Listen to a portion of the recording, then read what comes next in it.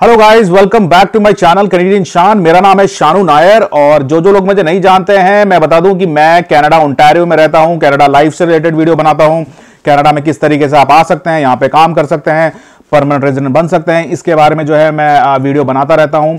और मैं आपको ये बताना चाहूंगा गाइस कि मेरे पास जो काफी मैसेजेस आ रहे हैं अभी व्हाट्सएप पे और इंस्टाग्राम पे, और सभी लोग जो है ये जानना चाहते हैं कि भाई हमें इंग्लिश नहीं आती है इतनी, क्या करें, हम कनाडा आ सकते हैं क्या, और क्या वो तरीका है जिससे हम वहां के सेटल हो सकते हैं। तो गाइस, सबसे पहले तो मैं आपको बता दूं कि कनाडा जो है गोरों का देश है और यहाँ पे जो है दो लैंग्वेज सबसे ज्यादा यूज होती है, जो कि है इंग्लिश और फ्रेंच। तो अगर आप यहाँ पे किसी तरीके से आ भी जाते हैं और अगर आपकी इंग्लिश या फ्रेंच में जो है आप इतने ज्यादा फ्लुएंट नहीं है, तो गाइज हो सकता है कि आपको कुछ प्रॉब्लम हो। अगर मैं बात करूं क्यूबिक में तो अगर आपको फ्रेंच नहीं आती तो आप कोई भी काम नहीं कर सकते, क्योंकि क्यूबिक में आधे से ज्यादा सब लोग फ्रेंच ही बोलते हैं। अगर मैं बात करूं मॉन्ट्रियल की, तो मॉन्ट्रियल में लोग कहते हैं कि चलो ठीक है, वहां पे इंग्लिश बोलते हैं लोग, लेकिन वहां पे भी जो अगर सिर्फ डाउनटाउन के एरिया को छोड़ के बाकी जगह पे आप जाओगे तो वहां पे काफी प्रॉब्लम हो। रोड के जो साइंस होते हैं वो भी फ्रेंच में लिखे होते हैं, दुकानों में भी जो है फ्रेंच में जो है चीजें लिखी होती है, लोग भी जो है वहां पे फ्रेंच में बात करते हैं।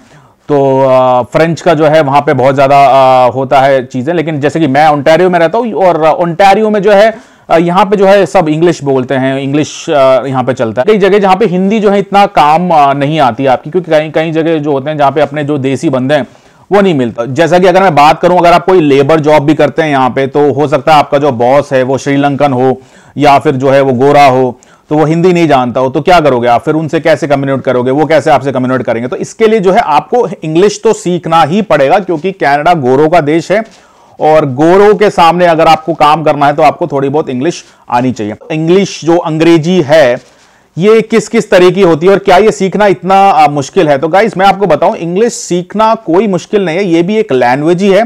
अगर मैं अपनी बात करूं तो मैं जयपुर राजस्थान से हूं और मैं जब मैं मिडिल ईस्ट में गया था, ओमान मस्कट में, वहां पे जो है अरबिक का जो है बहुत यूज होता है। और मैं एक शोरूम में मैनेजर था और वहां पे जो है मेरे स्टाफ सारे के सारे जो है अरबी थे और मुझे उनसे कम्युनिकेट करना होता। तो इंग्लिश में कई लोग जो है इंग्लिश कंफर्टेबल नहीं होते, तो उनकी इंग्लिश इतनी अच्छी नहीं होती थी, तो फिर मुझे काफी जो है दिक्कतें होती थी उनसे बात करने में। इवन जो कस्टमर्स भी आते थे तो भी वो भी अरबी बात करते थे। मैंने वहां पे जो है अरबी सीखी, 1 साल मुझे लगा, लेकिन मैंने जो है धीरे धीरे उन लोगों से बात करके जो है अरबी सीखी, मैं अरबी सीख गया। आज ये सिचुएशन है कि मैं अरबी जो है बोल सकता हूं। कोई अगर मेरे सामने जो है बात कर रहा है तो मैं समझ सकता हूं। हाँ, मैं पढ़ नहीं सकता ऑब्वियसली, लेकिन जो है मैं वो लैंग्वेज में सीख गया। उसी तरीके से अगर मैं इंग्लिश की भी बात करूं तो इंग्लिश मेरी भी कोई इतनी अच्छी इंग्लिश नहीं है। मैं भी जो है काफी ग्रामेटिकल मिस्टेक्स करता हूं, लेकिन जैसे मैंने इंप्रूव किया वो टिप्स जो है मैं आपके साथ शेयर करना चाहूंगा और किस तरीके से जो है मेरे IELTS के भी पॉइंट्स बढ़े। तो गाइस, सबसे पहले बात करेंगे प्रैक्टिस जो है आपको इंग्लिश के अंदर जो है सुपीरियर बना सकती है, क्योंकि ये एक लैंग्वेज है और इसमें जितना आप प्रैक्टिस करोगे उतना ही आपके लिए बेनिफिशियल रहेगा। एग्जांपल अगर आप बात करें हिंदी की, तो आप हिंदी कैसे बोलना सीखे? क्योंकि आपके घर में जो है सब लोग हिंदी बोलते थे, आपके पेरेंट्स हिंदी बोलते थे, आपके ब्रदर सिस्टर हिंदी बोलते थे, उनको देख के जो है आप हिंदी बोलना आप सीखे हो। उसी तरीके से इंग्लिश लैंग्वेज भी है, इंग्लिश भी जो है आप अगर बोलोगे तो आप सीखोगे। पहली टिप मैं ये दूंगा कि आप अपने दोस्त वो बनाएं जो कि इंग्लिश में बात करते हो। अगर नहीं बनाए तो बनाने लग जाएं। अगर वो बात नहीं भी करते तो आप इंग्लिश में जो है उन्हें जवाब दें, ताकि वो भी जो है इंग्लिश में बात करने की हैबिट डालें। ये एक अच्छा तरीका है। सबसे तो पहला स्टेप है, आपको इंग्लिश में बोलना पड़ेगा, क्योंकि जब तक आप बोलेंगे नहीं तब तक आप सीखेंगे नहीं किस तरीके से जो है आप बोल सकते हैं। दूसरा तरीका गाइस जो मुझे काम आया, कई लोग बोलते हैं कि भाई नॉवेल्स पढ़ो, बुक्स पढ़ो, तो गाइस मैं आपको बता दूं कि मुझे रीडिंग में थोड़ा सा जो है मैं बोर हो जाता हूं। तो मैं क्या करता था, मैं इंग्लिश मूवीज देखता था। मैं शुरू से जो है बॉलीवुड मूवी देखता था, लेकिन फिर क्या है, मुझे इंग्लिश जो है इंप्रूव करनी थी, तो मैं इंग्लिश मूवी देखने लगा। स्टार्टिंग में जो है मुझे भी प्रॉब्लम होती थी, तो मैं क्या करता था कि मैं वो सुनता था और नीचे जो सबटाइटल्स थे उनको पढ़ता था, और फिर उसके बाद जो है मैं मैच करता था चीजों को, और मैं जो है वो सारी चीजें जो है अपने दिमाग में रजिस्टर करता था कि भाई इसने ये बोला है, और ये सारी चीजें जो है मुझे इंप्रूव करने में काफी मदद मिली इससे। फिर क्या हुआ गाइस कि मैं एक ऐसी स्टेज पे आ गया जहां पे चलो ठीक है, मुझे इंग्लिश समझ में भी आने लग गई, फिर मुझे थोड़ा सा बोलना भी आने लगा। फिर क्या, मुझे लेकिन हिचकिचाहट होती थी लोगों के सामने बोलने। तो मैंने क्या किया गाइस, जो मुझे काम आया, मैंने ज्वाइन किया एक इंटरनेशनल कॉल सेंटर। हालांकि मेरी इंग्लिश इतनी अच्छी नहीं थी, तो कई बार तो जो है उन्होंने मुझे रिजेक्ट कर दिया, लेकिन फिर मैंने ट्राई किया। मुझे कुछ भी करके जो है उस कॉल सेंटर में जॉब चाहिए थी।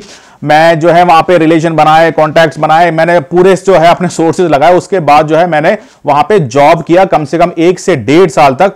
और क्योंकि वो इंटरनेशनल कॉल सेंटर था, वहां पे कॉल्स आती थी कनाडा और यूनाइटेड स्टेट्स, तो वो मुझे काफी बेनिफिशियल हुआ इंग्लिश इंप्रूव करने के लिए, क्योंकि मेरा जॉब ही ये था कि मैं इंग्लिश में बात कर रहा हूं। तो वहां पे बात कर करके जो है मुझे काफी जो है बेनिफिट मिला। तो अगर आपको अपनी इंग्लिश सुधारनी है तो कैसे भी करके जो है किसी call centre, international call centre, जहां पे जो है उनका प्रोसेस हो कि वो यूएस कनाडा का जो है प्रोसेस हो उनके पास, और आप जो है इंग्लिश में बात कर सकें, ये एक बहुत अच्छा एक ऑप्शन है कि आप अपनी जो है इंग्लिश सुधार सकें। और गाइस मैं आपको एक और बात बता दूं कि इंग्लिश, 2 तरह की इंग्लिश होती है, स्पेशली जो एक्सेंट होते हैं जिसे कहा जाता है। 2 तरह के एक्सेंट होते हैं, एक होता है अमेरिकन एक्सेंट और एक होता है ब्रिटिश एक्सेंट।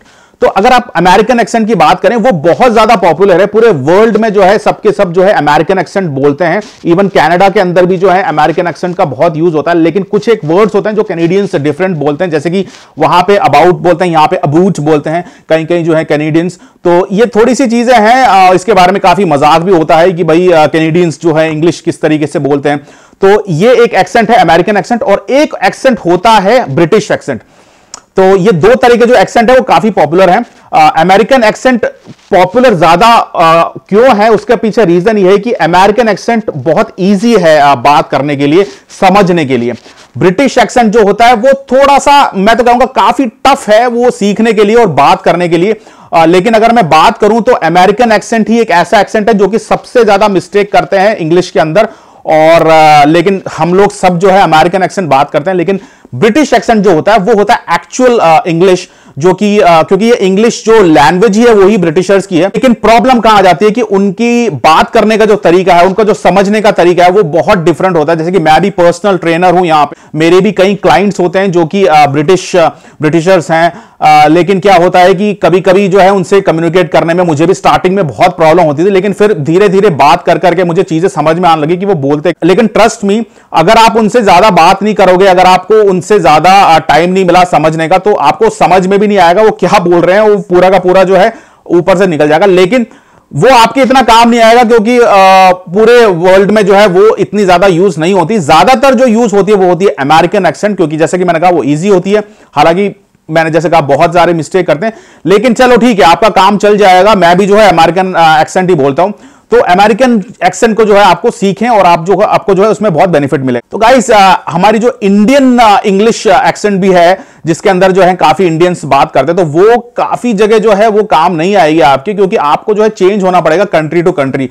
अगर मैं एक छोटा सा एक आपको टिप दूं, तो इंडिया में जैसे बोलते हैं हाय हाउ आर यू, तो ये नॉर्मल जो है वहां पे इंडियन इंग्लिश होती है। लेकिन जब आप बाहर की कंट्रीज में जाते हैं, जैसे कनाडा, यूनाइटेड स्टेट्स, तो यहां पे क्या थोड़ा सा आपको जो है चेंज करना पड़ेगा। आपको जो है अपनी जो टंग, जब आप बात करते हैं, वो टंग को जो है रोल करना पड़ेगा। जैसे कि हाउ आर यू को जगह आपको ये बोलना है हाउ आर यू, तो जब आप आर यू बोलेंगे तो वो टंग जो है वो रोल हो गई, आपकी जो एक्सेंट है अपने आप ही जो है चेंज हो जाएगी। हालांकि मेरी एक्सेंट इतनी अच्छी नहीं है, मैं जस्ट एक टिप दे रहा हूं, आप दोबारा से आप सुनिएगा। एक होता है नॉर्मली हाउ आर यू, और एक होता है हाउ आर यू। तो आपने देखा कि मेरी टंग जो है रोल हुई और चेंजेस हुए उसके अंदर। यहां पे कनाडा के अंदर जो है कुछ एक वर्ड्स हैं जो आपको हमेशा जो है सुनने को मिलेंगे, जैसे कि hi what's up, house going. तो क्या होता है कि फर्स्ट टाइम आप जो सुनेंगे तो आपको ये थोड़ा सा कंफ्यूजन होगा कि ये बोल क्या रहा है, क्योंकि क्या है कि ये अपनी कई कई चीजों में टंग टच भी नहीं करते हैं।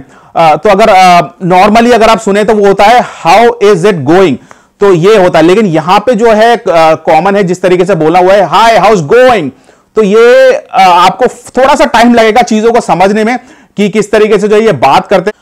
तो गाइज, ये मेरी एक छोटी सी वीडियो थी इंग्लिश लैंग्वेज को इंप्रूव करने के लिए, और यहां पे जो है किस तरीके से जो है इंग्लिश में बात किया जाता है। होप आपको ये वीडियो अच्छी लगे। अगर अच्छी लगे तो इसको लाइक करें, दोस्तों के साथ शेयर करें। मेरा ये चैनल नया है, इसको सब्सक्राइब करें। तो गाइज, मिलते हैं नेक्स्ट टाइम एक और वीडियो में। मैं शानू नायर, साइनिंग ऑफ।